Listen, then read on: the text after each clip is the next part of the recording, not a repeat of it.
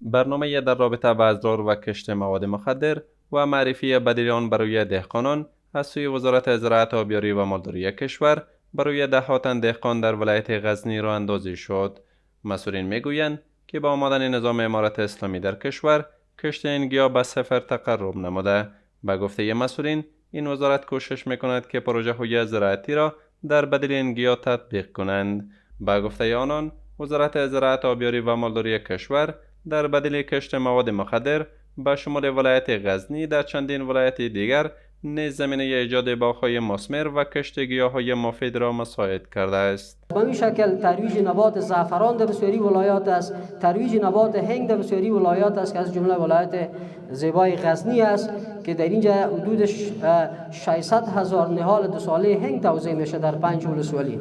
و این 84 دهقان تحت پوشش قرار میگیره. د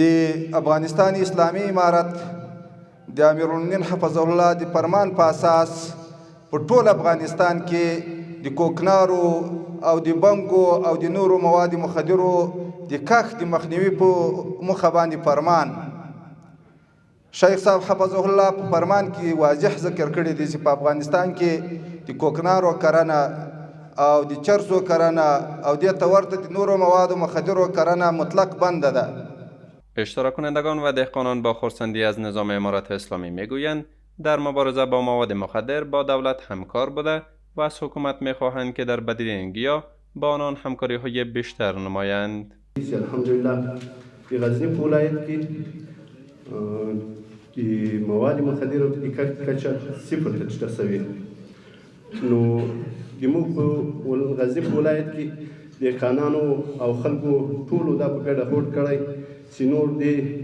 بدبینه کښت ته د پای ټکی کېږدو. ځکه موږ تاسو ته معلومه ده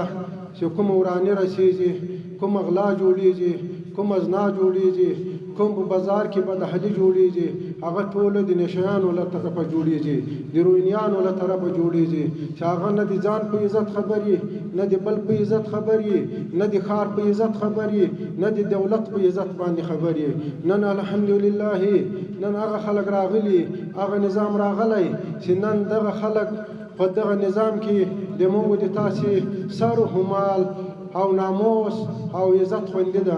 به گفته مسئولین، قبلا 333,000 هکتار زمین کوکنار کشت می شد که با حاکمیت امارت اسلامی این رقم به صفر تقرب نموده است. به گفته آنان، حکومت در مبارزه با این گیاه مضر جدی می باشد.